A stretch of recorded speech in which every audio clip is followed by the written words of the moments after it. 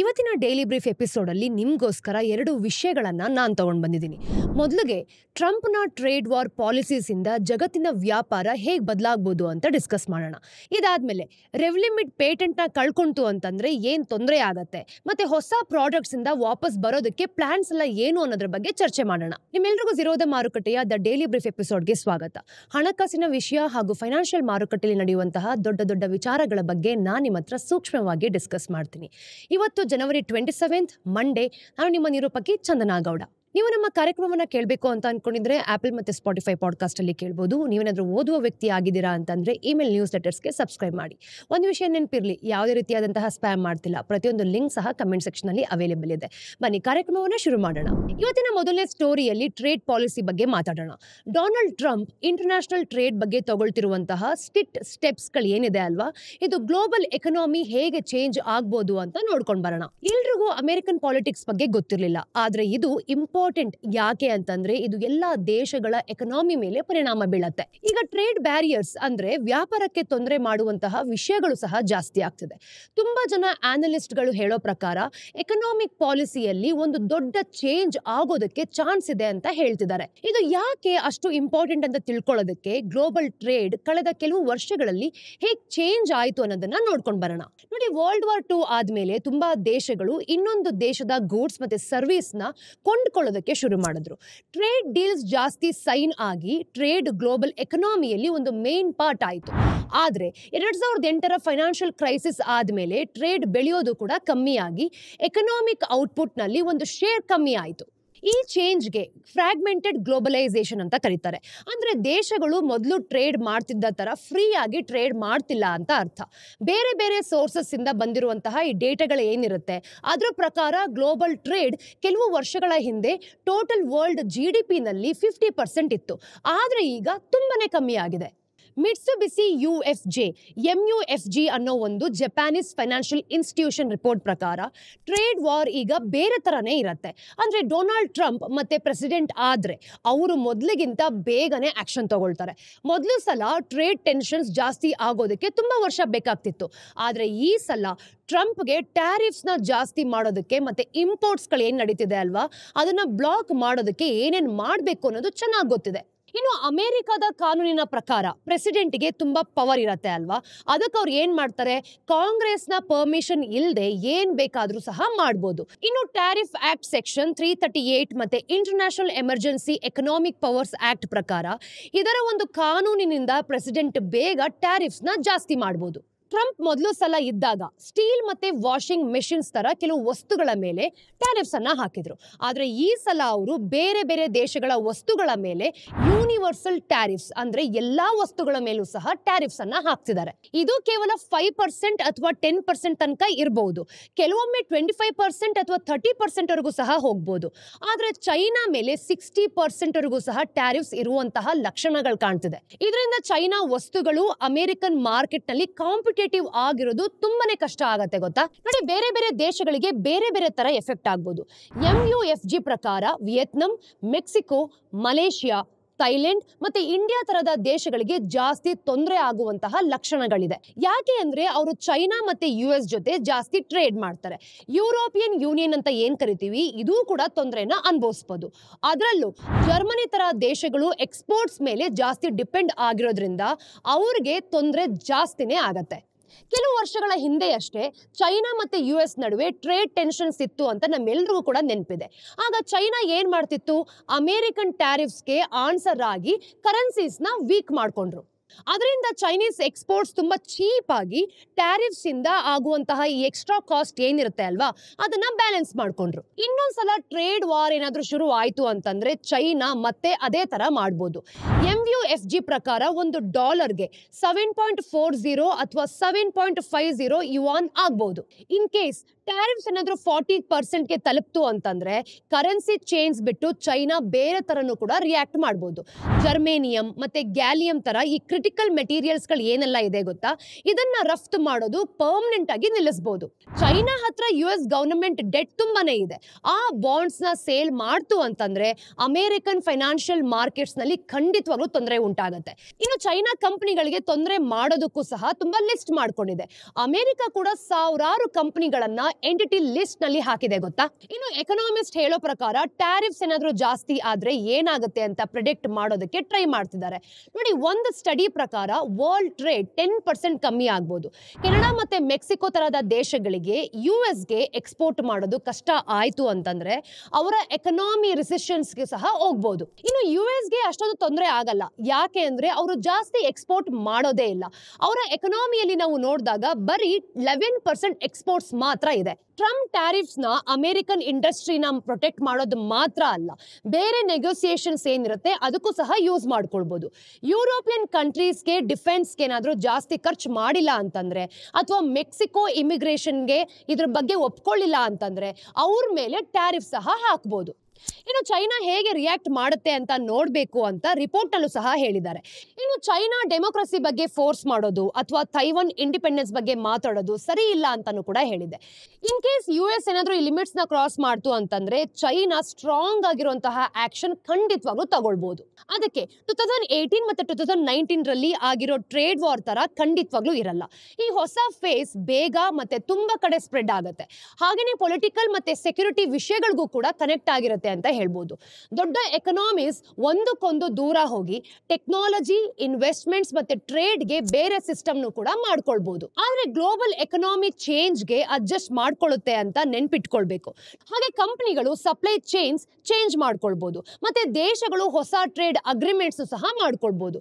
Short term ನಲ್ಲಿ ಹೇಳಬೇಕು ಅಂತಂದ್ರೆ ತೊಂದರೆ ಆದ್ರೂ ಕೂಡ ಲಾಂಗ್ ಟರ್ಮ್ ನಲ್ಲಿ ಬೇರೆ ತರಹದ ಚೇಂಜ್ ಖಂಡಿತವಾಗ್ಲೂ ಆಗ್ಬಹುದು. ಈಗ ಮುಂದಿನ ಸ್ಟೋರಿಯಲ್ಲಿ ಡಾಕ್ಟರ್ ರೆಡ್ಡೀಸ್ ಲ್ಯಾಬ್ಸ್ ರೀಸೆಂಟ್ ಆಗಿ ನ್ಯೂಸ್ ನಲ್ಲಿದೆ ಅಂತಾನೆ ಹೇಳ್ಬೋದು. ಯಾಕೆ ಅಂದ್ರೆ ಅವರ ಒಂದು ರೆವ್ಲಿಮಿಡ್ ಅನ್ನೋ ಒಂದು ಕ್ಯಾನ್ಸರ್ ಡ್ರಗ್ ನ ಎಕ್ಸ್ಕ್ಲೂಸಿವ್ ರೈಟ್ಸ್ ಏನಿದೆ ಅಲ್ವಾ, ಇದು ಜನವರಿ 2026ಗೆನೆ ಮುಗ್ದೋಗ್ತಾ ಇದೆ. ರೆವ್ಲಿಮಿಡ್ ಡಾಕ್ಟರ್ ರೆಡ್ಡೀಸ್ಗೆ ಕಳೆದ ಕೆಲವು ವರ್ಷಗಳಿಂದ ಜಾಸ್ತಿ ರೆವಿನ್ಯೂನ ತಗೊಂಡ್ ಬಂದ್ಕೊಡ್ತು. ಮತ್ತೆ ಕಂಪ್ನಿನ ಎಬಿಡಾ ಅಲ್ಲಿ ನಾವು ನೋಡಿದ್ವಿ ಅಂತಂದ್ರೆ 40% ತನಕ ಕಾಂಟ್ರಿಬ್ಯೂಟ್ ಮಾಡಿದೆ. ಈಗ ಈ ರೈಟ್ಸ್ ಏನಾದ್ರೂ ಮುಗ್ದು ಹೋಯ್ತು ಅಂತಂದ್ರೆ ರೆವಿನ್ಯೂ ಕೂಡ ಕಮ್ಮಿ ಆಗುತ್ತೆ ಅಂತ ಕಂಪನಿ ಹೊಸ ಪ್ರಾಡಕ್ಟ್ಸ್ ನ ಹುಡುಕ್ಬೇಕಾಗಿದೆ. ಇದರಿಂದ ಡಾಕ್ಟರ್ ರೆಡ್ಡೀಸ್ ನ ಸ್ಟಾಕ್ ಆಲ್ರೆಡಿ ಕಮ್ಮಿ ಆಗ್ತಿದೆ ಅಂತಾನೆ ಹೇಳ್ಬೋದು. ಕಂಪನಿ Q3 ರಿಸಲ್ಟ್ಸ್ ರಿಲೀಸ್ ಮಾಡಿದಾಗ 7% ಇಳ್ದೋಗಿದೆ ಗೊತ್ತಾ, ಆಮೇಲೂ ಕೂಡ ಕಮ್ಮಿ ಆಗ್ತಿದೆ. ಈಗ ಈ ಸಿನಾರಿಯೋನಲ್ಲಿ ಸೆಮಾಗ್ಲುಟೈಡ್ ಅನ್ನೋ ಒಂದು ಆಂಟಿ ಡಯಾಬಿಟಿಕ್ ಡ್ರಗ್ ಇಂದ ಕಂಪನಿಗೆ ಹೆಲ್ಪ್ ಆಗಬಹುದು.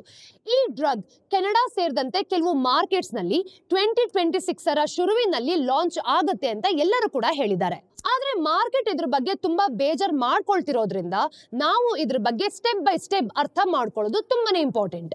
ಮೊದಲಿಗೆ ರೆವ್ಲಿಮಿಡ್ ನ ಒಂದು ಎಕ್ಸ್ಕ್ಲೂಸಿವಿಟಿ ಏನಿದೆ ಗೊತ್ತಾ, ಯಾಕೆ ಇಂಪಾರ್ಟೆಂಟ್, ಮತ್ತೆ ಫಾರ್ಮಾ ಇಂಡಸ್ಟ್ರಿನಲ್ಲಿ ಈ ಒಂದು ಪೇಟೆಂಟ್ಸ್ ಹೇಗೆ ವರ್ಕ್ ಆಗುತ್ತೆ ಅಂತ ನೋಡ್ಕೊಂಡ್ ಬರೋಣ. ನೋಡಿ, ಯಾವುದೇ ಫಾರ್ಮಾಸ್ಯೂಟಿಕಲ್ ಕಂಪನಿ ಹೊಸ ಡ್ರಗ್ ನ ಕಂಡು ಹಿಡಿತು ಅಂತಂದ್ರೆ ಅದು ತುಂಬಾ ದೊಡ್ಡ ವಿಷಯ. ಅದಕ್ಕೆ ತುಂಬಾ ವರ್ಷಗಳ ರಿಸರ್ಚ್ ಮತ್ತೆ ಡೆವಲಪ್ಮೆಂಟ್ ಮತ್ತೆ $1 ಬಿಲಿಯನ್ ಇನ್ವೆಸ್ಟ್ಮೆಂಟ್ ಮಾಡಬೇಕಾಗತ್ತೆ. ಅದಕ್ಕೆ ಫಾರ್ಮಾ ಕಂಪನಿಗಳಿಗೆ ಪೇಟೆಂಟ್ ಸಹ ಕೊಡ್ತಾರೆ. ಆದ್ರೆ ಒಂದು ಟೈಮ್ ವರೆಗೆ ಆ ಡ್ರಗ್ ನ ಅವರೇ ಪ್ರೊಡ್ಯೂಸ್ ಮಾಡಿ ಸೇಲ್ ಮಾಡಬಹುದು. ಇದು ಸುಮಾರು 20 ವರ್ಷ ಇರತ್ತೆ. ಈ ಒಂದು ಎಕ್ಸ್ಕ್ಲೂಸಿವಿಟಿ ಪೀರಿಯಡ್ ಅಂತ ಏನ್ ಕರಿತೀವಿ ಅಲ್ವಾ, ಇದರಲ್ಲಿ ಕಂಪನಿ ತನ್ನ ಇನ್ವೆಸ್ಟ್ಮೆಂಟ್ಸ್ ನ ವಾಪಸ್ ತಗೊಂಡು ಪ್ರಾಫಿಟ್ ಮಾಡೋದಕ್ಕೂ ಸಹ ಆಗತ್ತೆ. ಆದ್ರೆ ಈ ಟೈಮ್ ನಲ್ಲಿ ಬೇರೆ ಕಂಪನಿಗಳು ಆ ಡ್ರಗ್ ನ ಸೇಲ್ ಮಾಡೋದಕ್ಕೆ ಆಗೋದೇ ಇಲ್ಲ. ಅದಕ್ಕೆ ಅವರು ಜಾಸ್ತಿ ಪ್ರೈಸ್ ಸಹ ಇಟ್ಕೊಳ್ಬಹುದು. ಬೇಸಿಕ್ಲಿ ರೆವ್ಲಿಮಿಡ್ ಕ್ಯಾನ್ಸರ್ಗೆ ಟ್ರೀಟ್ ಮಾಡುತ್ತೆ ಅಂತ ಹೇಳ್ತಾರೆ. ಮತ್ತೆ ಇದು ಡಾಕ್ಟರ್ ರೆಡ್ಡೀಸ್ ನ ಒಂದು ಸ್ಟಾರ್ ಡ್ರಗ್ ಆಗಿತ್ತು. ಆದ್ರೆ ನಿಮ್ಗೊಂದು ವಿಷಯ ಗೊತ್ತಾ, ಡಾಕ್ಟರ್ ರೆಡ್ಡೀಸ್ ಈ ಡ್ರಗ್ ನ ಕಂಡಿಡ್ದಿರೋದಲ್ಲ. ಇದನ್ನ ಸೆಲ್ಜಿನ್ ಕಾರ್ಪೊರೇಷನ್ ಅನ್ನೋ ಒಂದು ಅಮೆರಿಕನ್ ಬಯೋಟೆಕ್ನಾಲಜಿ ಕಂಪನಿ ಕಂಡಿಡ್ದಿರೋದು. ಅದಕ್ಕೆ ಆ ಡ್ರಗ್ ಮೇಲೆ ಇರುವಂತಹ ಪೇಟೆಂಟ್ ರೈಟ್ ಇರೋದು ಅವ್ರಿಗೆ ಹೊರತು ಡಾಕ್ಟರ್ ರೆಡ್ಡೀಸ್ಗಲ್ಲ. ಆದ್ರೆ ಡಾಕ್ಟರ್ ರೆಡ್ಡೀಸ್ ಬೇರೆ ಕಡೆ ಪೇಟೆಂಟ್ಸ್ಗೆ ಚಾಲೆಂಜ್ ಮಾಡಿದ್ರು. ಮತ್ತೆ ಲಿಟಿಗೇಷನ್ ಆದ್ಮೇಲೆ ಡಾಕ್ಟರ್ ರೆಡ್ಡೀಸ್ ಒಂದು ಸೆಟಲ್ಮೆಂಟ್ ಅಗ್ರಿಮೆಂಟ್ ಸಹ ಮಾಡ್ಕೊಂಡಿದ್ರು. ಇದರಿಂದ ಅವರು 2022 ಇಂದ ಸ್ವಲ್ಪ ಡ್ರಗ್ ನ ಸೇಲ್ ಮಾಡೋದಕ್ಕೆ ಪರ್ಮಿಷನ್ ಸಿಕ್ತು. ಆದ್ರೆ ಜನವರಿ 2026ಗೆ ಇದರ ಒಂದು ಪೇಟೆಂಟ್ ಏನಿದೆ ಅಲ್ವಾ, ಅದರ ಒಂದು ಎಕ್ಸ್ಕ್ಲೂಸಿವಿಟಿ ಮುಗಿಯತ್ತೆ. ಅಂದ್ರೆ ಬೇರೆ ಕಂಪನಿಗಳು ಈ ಡ್ರಗ್ ನ ಜೆನರಿಕ್ ವರ್ಷನ್ಸ್ ನ ಪ್ರೊಡ್ಯೂಸ್ ಮಾಡಿ ಸೇಲ್ ಮಾಡಬಹುದು. ಇದರಿಂದ ಪ್ರೈಸ್ ಮತ್ತೆ ರೆವಿನ್ಯೂ ತುಂಬಾನೇ ಕಡಿಮೆ ಆಗತ್ತೆ. ನೋಡಿ, ಫಾರ್ಮಾ ವರ್ಲ್ಡ್ ನಲ್ಲಿ ಈ ಪರಿಸ್ಥಿತಿನ ಪೇಟೆಂಟ್ ಕ್ಲಿಫ್ ಅಂತ ಕರೀತಾರೆ. ಅಂದ್ರೆ ಪೇಟೆಂಟ್ ಅಥವಾ ಎಕ್ಸ್ಕ್ಲೂಸಿವ್ ರೈಟ್ ಮುಗಿದ್ಮೇಲೆ ರೆವಿನ್ಯೂ ಸಡನ್ ಆಗಿ ಕಮ್ಮಿ ಆಗತ್ತೆ ಅಂತ ಅರ್ಥ. ಈಗ ಡಾಕ್ಟರ್ ರೆಡ್ಡೀಸ್ ರೆವ್ಲಿಮಿಡ್ ಇಂದ ಆಗುವಂತಹ ಲಾಸ್ ಏನಿದೆ ಅಲ್ವಾ, ಇದನ್ನ ಸರಿ ಮಾಡ್ಕೊಳ್ಳೋದಕ್ಕೆ ಈ ಸೆಮಾಗ್ಲುಟೈಡ್ ಅನ್ನೋ ಒಂದು ಡ್ರಗ್ ನ ಮೇಲೆ ನಂಬಿಕೆ ಇಟ್ಕೊಂಡಿದೆ. ಈ ಡ್ರಗ್ ನ ಬೇಸಿಕಲಿ ಒಜೆಂಪಿಕ್ ಅಂತ ಕರೀತಾರೆ. ಇದು ಟೈಪ್ 2 ಡಯಾಬಿಟಿಸ್ ಮತ್ತೆ ತೂಕ ಕಮ್ಮಿ ಮಾಡೋದಕ್ಕೆ ಯೂಸ್ ಮಾಡ್ತಾರೆ ಅಂತಾನೆ ಎಲ್ಲರೂ ಹೇಳ್ತಿದ್ದಾರೆ. ಸೆಮಾಗ್ಲುಟೈಡ್ ಅಥವಾ ಒಜೆಂಪಿಕ್ ತುಂಬಾ ಪವರ್ಫುಲ್ ಆಗಿರೋದ್ರಿಂದ ಇದು ಜಗತ್ತಿನಲ್ಲಿ ಜಾಸ್ತಿ ಜನ ಕೇಳಿರುವಂತಹ ಡ್ರಗ್ ಆಗಿದೆ ಅಂತಾನೆ ಹೇಳ್ಬೋದು. ಡಾಕ್ಟರ್ ರೆಡ್ಡೀಸ್ ಸೆಮಾಗ್ಲುಟೈಡ್ ನ ಒಂದು ಜೆನರಿಕ್ ವರ್ಷನ್ ಏನಿದೆ ಅಲ್ವಾ, ಇದನ್ನ ಲಾಂಚ್ ಮಾಡ್ತಿದ್ರೆ ರೆವ್ಲಿಮಿಡ್ ಇಂದ ಆಗುವಂತಹ ಲಾಸ್ ನ ಸರಿ ಮಾಡ್ಕೊಳ್ಬಹುದು, ಮತ್ತೆ ಅದಕ್ಕಿಂತ ಜಾಸ್ತಿ ಲಾಭನೂ ಸಹ ಮಾಡ್ಕೊಳ್ಬಹುದು. ಆದ್ರೆ ಡ್ರಗ್ ನ ಲಾಂಚ್ ಮಾಡಿ ಪ್ರಾಫಿಟ್ ಮಾಡ್ಕೊಳ್ಳೋದು ಅಷ್ಟು ಸುಲಭ ಅಲ್ಲ ನೋಡಿ.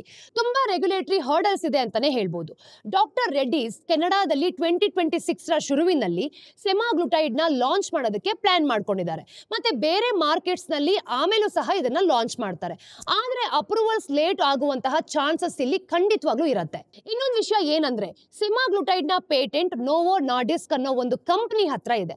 2026 ರಲ್ಲಿ ಇಂಡಿಯಾದಲ್ಲಿ ನಾವು ನೋಡಿದಾಗ ಆ ಪೇಟೆಂಟ್ ಮುಗ್ದಾದ್ಮೇಲೆ ಡಾಕ್ಟರ್ ರೆಡ್ಡೀಸ್ ಅಷ್ಟೇ ಅಲ್ಲ, ಬೇರೆ ಫಾರ್ಮಾ ಪ್ಲೇಯರ್ಸ್ ಕೂಡ ಈ ಒಂದು ಚಾನ್ಸಸ್ ನ ಯೂಸ್ ಮಾಡ್ಕೊಳ್ತಾರೆ. ಇನ್ನು ಜೆನರಿಕ್ ಸ್ಪೇಸ್ ನಲ್ಲಿ ಕಾಂಪಿಟೇಷನ್ ಜಾಸ್ತಿ ಇರೋದ್ರಿಂದ ಪ್ರಾಫಿಟ್ ಮಾಡುವಂತಹ ಟೈಮ್ ಸಹ ಕಮ್ಮಿ ಇರಬಹುದು. ಇನ್ನೊಂದು ಇಂಪಾರ್ಟೆಂಟ್ ವಿಷಯ ಏನು ಅಂತಂದ್ರೆ ಫಾರ್ಮಾ ಬಿಸ್ನೆಸ್ ಈಗ ಚೇಂಜ್ ಆಗ್ತಿದೆ ಅಂತ ಹೇಳ್ಬೋದು. ಪೇಟೆಂಟ್ಸ್ ಮುಗಿದು ಇರೋದ್ರಿಂದ ಕಂಪನಿಗಳು ಬಯೋಸಿಮಿಲರ್ಸ್ ಮತ್ತೆ ಕಾಂಪ್ಲೆಕ್ಸ್ ಜೆನರಿಕ್ಸ್ ಮೇಲೆ ಜಾಸ್ತಿ ಫೋಕಸ್ ಮಾಡ್ತಿದ್ದಾರೆ. ಇದನ್ನ ಮಾಡೋದು ಕಷ್ಟ ಮತ್ತೆ ಕಾಂಪಿಟೇಷನ್ ಸಹ ಕಡಿಮೆ ಇರುತ್ತೆ. ಡಾಕ್ಟರ್ ರೆಡ್ಡೀಸ್ ಮ್ಯಾನೇಜ್ಮೆಂಟ್ ಪ್ರಕಾರ ಬಯೋಸಿಮಿಲರ್ಸ್ ಮತ್ತೆ ಹೊಸ ಡ್ರಗ್ಸ್ ಇಂದ ಕಂಪನಿ ಮುಂದೆ ಬೆಳೆಯುತ್ತೆ ಅಂತ ಹೇಳ್ತಿದ್ದಾರೆ. ಅವರು US ನಲ್ಲಿ 15 to 20 ಹೊಸ ಪ್ರಾಡಕ್ಟ್ಸ್ ನ ಲಾಂಚ್ ಮಾಡೋದಕ್ಕೂ ಸಹ ನೋಡ್ತಿದ್ದಾರೆ. ಆದ್ರೆ ಇದಕ್ಕೆ ಟೈಮ್ ಬೇಕು ಮತ್ತು ಇದು ಸಕ್ಸಸ್ ಆಗುತ್ತೆ ಅಂತ ಗ್ಯಾರಂಟಿನೂ ಕೂಡ ಇಲ್ಲ. ಶಾರ್ಟ್ ಟರ್ಮ್ ನಲ್ಲಿ ಹೇಳಬೇಕು ಅಂತಂದ್ರೆ ಮಾರ್ಕೆಟ್ ಡಾಕ್ಟರ್ ರೆಡ್ಡೀಸ್ ಬಗ್ಗೆ ಖಂಡಿತವಾಗ್ಲೂ ಕನ್ಫ್ಯೂಸ್ ಆಗಿದೆ.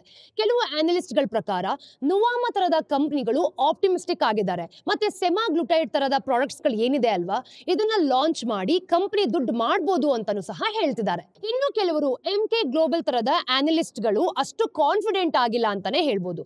ಅವರು ಪ್ರೈಸಿಂಗ್ ಪ್ರೆಷರ್ಸ್ ಮತ್ತೆ ಕೀ ಲಾಂಚಸ್ ಬಗ್ಗೆ ಜಾಸ್ತಿ ಕ್ಲಾರಿಟಿ ಇಲ್ಲದೆ ಇರೋದ್ರಿಂದ ಹೀಗೂ ಕೂಡ ಹೇಳ್ತಿದ್ದಾರೆ. ನಾನ್ ಹೇಳ್ದ ಹಾಗೆ ಡಾಕ್ಟರ್ ರೆಡ್ಡೀಸ್ ಸ್ಟಾಕ್ ಪ್ರೈಸಸ್ ಏನಿದೆ ಅಲ್ವಾ, ಅದು ಆಲ್ರೆಡಿ ಕಮ್ಮಿ ಆಗಿದೆ. ಮತ್ತೆ Q3 ಅರ್ನಿಂಗ್ಸ್ ರಿಲೀಸ್ ಮಾಡಿದ ತಕ್ಷಣ 7% ಗೆ ಇಳಿದೋಯ್ತು. ನೀವೇನಾದ್ರೂ ಇನ್ವೆಸ್ಟರ್ಸ್ ಆಗಿದ್ದೀರಾ ಅಂತಂದ್ರೆ ಅಥವಾ ಮಾರ್ಕೆಟ್ ಬಗ್ಗೆ ಗಮನ ಕೊಡ್ತಿದ್ದೀರಾ ಅಂತಂದ್ರೆ ಡಾಕ್ಟರ್ ರೆಡ್ಡೀಸ್ ಕತೆ ಒಂದು ಫಾರ್ಮಾ ಇಂಡಸ್ಟ್ರಿಯಲ್ಲಿ ಇರುವಂತಹ ಚಾಲೆಂಜಸ್ ಮತ್ತೆ ಆಪರ್ಚುನಿಟೀಸ್ಗೂ ಸಹ ಒಂದು ಬೆಸ್ಟ್ ಎಕ್ಸಾಂಪಲ್ ಅಂತ ಹೇಳ್ಬೋದು. ಒಂದು ದೊಡ್ಡ ಪೇಟೆಂಟ್ ಮುಗಿಯೋದು ಒಂದು ದೊಡ್ಡ ರಿಸ್ಕ್, ಆದರೆ ಅದು ಕಂಪನಿಗೆ ಹೊಸ ಪ್ರಾಡಕ್ಟ್ಸ್ ನ ಕಂಡು ಹಿಡಿಯೋದಕ್ಕೆ ಮತ್ತೆ ಬೇರೆ ಬಿಸ್ನೆಸ್ ಮಾಡೋದಕ್ಕೂ ಸಹ ಹೆಲ್ಪ್ ಮಾಡುತ್ತೆ. ಸೆಮಾಗ್ಲುಟೈಡ್ ಇಂದ ಡಾಕ್ಟರ್ ರೆಡ್ಡೀಸ್ ವಾಪಸ್ ಬರುತ್ತಾ ಅಂತ ನೋಡೋದಕ್ಕೆ ಖಂಡಿತವಾಗ್ಲೂ ಟೈಮ್ ಬೇಕಾಗತ್ತೆ. ಸ್ನೇಹಿತರೆ, ಇವತ್ತಿನ ಟಿಡ್ಬಿಟ್ಸ್ ಅನ್ನ ನೋಡ್ಕೊಂಡು ಬರೋಣ. Number 1, central consumer protection authority CCPA ಅಂತ ಏನ್ ಕರಿತೀವಿ ಅಲ್ವಾ, ಇವರು ಓಲಾ ಮತ್ತೆ ಊಬರ್ಗೆ ನೋಟಿಸ್ ಅನ್ನ ಕಳಿಸಿದ್ದಾರೆ. ಐಫೋನ್ ಯೂಸ್ ಮಾಡೋರ್ಗೆ ಆಂಡ್ರಾಯ್ಡ್ ಯೂಸ್ ಮಾಡೋರ್ಗಿಂತ ಜಾಸ್ತಿ ದುಡ್ಡು ತಗೊಳ್ತಿದ್ದಾರೆ ಅಂತ ಕಂಪ್ಲೇಂಟ್ಸ್ ಬಂದಿದೆ. ಫುಡ್ ಡೆಲಿವರಿ ಮತ್ತೆ ಟಿಕೆಟ್ ಬುಕಿಂಗ್ ಆಪ್ಸ್ ನಲ್ಲೂ ಕೂಡ ಇದೇ ತರ ಬೆಲೆ ಜಾಸ್ತಿ ಮಾಡೋದು ನಡೀತಿದ್ಯಾ ಅಂತ ಇನ್ವೆಸ್ಟಿಗೇಟ್ ಸಹ ಮಾಡ್ತಿದ್ದಾರೆ. iOS 18+ ಅಪ್ಡೇಟ್ ಇನ್ಸ್ಟಾಲ್ ಮಾಡಿದ್ಮೇಲೆ ಬ್ಯಾಟ್ರಿ ಬೇಗ ಖಾಲಿ ಆಗತ್ತೆ, ಮೊಬೈಲ್ ಬಿಸಿ ಆಗತ್ತೆ, ಮತ್ತೆ ಆಪ್ ಸರಿಯಾಗಿ ವರ್ಕ್ ಮಾಡ್ತಿಲ್ಲ ಅಂತ ಆಪಲ್ಗೂ ಕೂಡ ನೋಟಿಸ್ ಬಂದಿದೆ. ಯೂನಿಯನ್ ಮಿನಿಸ್ಟರ್ ಪ್ರಹ್ಲಾದ್ ಜೋಶಿ 2 ವಿಷಯಗಳನ್ನ ಅನ್ಫೇರ್ ಟ್ರೇಡ್ ಪ್ರಾಕ್ಟೀಸಸ್ ಅಂದ್ರೆ ತಪ್ಪು ವ್ಯಾಪಾರ ಅಂತ ಕರೆದಿದ್ದಾರೆ. ಮತ್ತೆ ಕನ್ಸ್ಯೂಮರ್ಸ್ ನ ಶೋಷಣೆ ಮಾಡೋದು ಸರಿ ಇಲ್ಲ ಅಂತಾನೂ ಕೂಡ ಇವರೇ ಹೇಳಿದ್ದಾರೆ. ನಂಬರ್ 2, ರಿಲಯನ್ಸ್ ಇಂಡಸ್ಟ್ರೀಸ್ ಗುಜರಾತ್ನ ಜಾಮ್ ನಗರದಲ್ಲಿ ಒಂದು ಜಗತ್ತಿನಲ್ಲೇ ಅತಿ ದೊಡ್ಡ ಡೇಟಾ ಸೆಂಟರ್ ನ ಕಟ್ಟೋದಕ್ಕೆ ಪ್ಲಾನ್ ಮಾಡ್ತಿದೆ. ಅದಕ್ಕೆ ಎನ್ವಿಡಿಯಾ ಜೊತೆ ಪಾರ್ಟ್ನರ್ ಆಗ್ತಿದೆ ಅಂತಾನೆ ಹೇಳ್ಬೋದು. ಹಾಗೇನೆ ಈ ಸೆಂಟರ್ ನಲ್ಲಿ ಎನ್ವಿಡಿಯಾನ ಬ್ಲಾಕ್ವೆಲ್ AI ಪ್ರೊಸೆಸರ್ಸ್ ಕೂಡ ಯೂಸ್ ಮಾಡ್ತಾರೆ. ಇದರಿಂದ ಇಂಡಿಯಾದ AI ಇನ್ಫ್ರಾಸ್ಟ್ರಕ್ಚರ್ ಜಾಸ್ತಿ ಆಗತ್ತೆ. ಮತ್ತೆ ಬೇರೆ ಬೇರೆ ರೀಜನಲ್ ಲ್ಯಾಂಗ್ವೇಜಸ್ ಏನಿದೆ ಅಲ್ವಾ, ಇಲ್ಲೂ ಕೂಡ AI ಸೂಪರ್ ಕಂಪ್ಯೂಟರ್ಸ್ ಮತ್ತೆ ಲ್ಯಾಂಗ್ವೇಜ್ ಮಾಡೆಲ್ಸ್ ಕೂಡ ಡೆವಲಪ್ ಮಾಡ್ತಾರೆ. ಇನ್ನು ಗವರ್ನಮೆಂಟ್ AI ಪ್ರಾಜೆಕ್ಟ್ಸ್ ಗೆ ಏನಿಲ್ಲ ಅಂದ್ರೂ ಕೂಡ 10,000 ಕೋಟಿ ರೂಪಾಯಿಯನ್ನ ಕೊಡ್ತಿದೆ. ಇನ್ನು ಇಂಡಿಯಾದ AI ಹಬ್ ಮಾಡ್ತಿರೋದು ಅವರ ಗುರಿ ಅಂತಾನೆ ಹೇಳ್ಬೋದು. ಆದ್ರೆ ಸೆಮಿಕಂಡಕ್ಟರ್ ಮ್ಯಾನುಫ್ಯಾಕ್ಚರಿಂಗ್ ಕೆಪಾಸಿಟಿ ಕಮ್ಮಿ ಇರೋದು ಒಂದು ಚಾಲೆಂಜ್ ಆಗಿದೆ ಅಂತಾನೆ ಹೇಳ್ಬೋದು.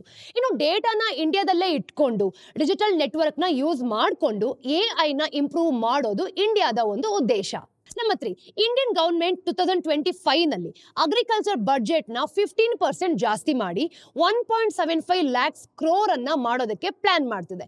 ಇದು 6 ವರ್ಷದಲ್ಲಿ ಅತಿ ಹೆಚ್ಚು ಅಂತ ಹೇಳ್ಬೋದು. ಇನ್ನು ಹಳ್ಳಿಗಳಲ್ಲಿ ನಾವು ನೋಡಿದಾಗ ಇನ್ಕಮ್ ಜಾಸ್ತಿ ಮಾಡೋಕೆ ಮತ್ತೆ ಫುಡ್ ಇನ್ಫ್ಲೇಷನ್ ಕಂಟ್ರೋಲ್ ಮಾಡೋದಕ್ಕೆ ಈ ತರ ಪ್ಲಾನ್ ಮಾಡ್ತಿದ್ದಾರೆ. ಅಗ್ರಿಕಲ್ಚರ್ ಮಿನಿಸ್ಟ್ರಿ ಏನಿಲ್ಲ ಅಂದ್ರೂ ಕೂಡ 1.23 lakhs crore ಇಂದ ಜಾಸ್ತಿ ಮಾಡಿ ಈ ಸೀಡ್ ವೆರೈಟೀಸ್ ಅಂತ ಏನ್ ಹೇಳ್ತೀವಿ ಅಂದ್ರೆ ಬೀಜಗಳ ಸ್ಟೋರೇಜ್ ಫೆಸಿಲಿಟಿ ಆಗಿರ್ಬೋದು, ಮತ್ತೆ ಪಲ್ಸಸ್ ಆಗಿರ್ಬೋದು, ಆಯಿಲ್ ಸೀಡ್ಸ್ ಆಗಿರ್ಬೋದು, ಹಾಗೆ ವೆಜಿಟೇಬಲ್ಸ್ ಪ್ರೊಡಕ್ಷನ್, ಇದನ್ನ ಜಾಸ್ತಿ ಮಾಡೋದಕ್ಕೆ ದುಡ್ಡನ್ನ ಯೂಸ್ ಮಾಡ್ಕೊಳ್ತಿದ್ದಾರೆ. ಸ್ನೇಹಿತರೆ, ಇದು ಇವತ್ತಿನ ಝೀರೋದ ಮಾರುಕಟ್ಟೆಯ ದ ಡೈಲಿ ಬ್ರೀಫ್ನ ಅಪ್ಡೇಟ್. ನಿಮ್ಮೆಲ್ರಿಗೂ ಸಹ ವಿಡಿಯೋ ಇಷ್ಟ ಆಗಿದೆ ಅಂತ ನಾನು ಭಾವಿಸ್ತೀನಿ. ವಿಡಿಯೋ ಇಷ್ಟ ಆದಲ್ಲಿ ಶೇರ್ ಮಾಡಿ, ಲೈಕ್ ಮಾಡಿ, ಹಾಗೆ ಸಬ್ಸ್ಕ್ರೈಬ್ ಮಾಡಿ. ಮತ್ತಷ್ಟು ಅಪ್ಡೇಟ್ಸ್ ಒಂದಿಗೆ ನಾನು ನಿಮಗೆ ಮುಂದಿನ ವಿಡಿಯೋಲಿ ಸಿಗ್ತೀನಿ. ಅಲ್ಲಿ ತನಕ ಟೇಕ್ ಕೇರ್. ನಾನು ನಿಮ್ಮ ಚಂದನ, ಸೈನಿಂಗ್ ಆಫ್.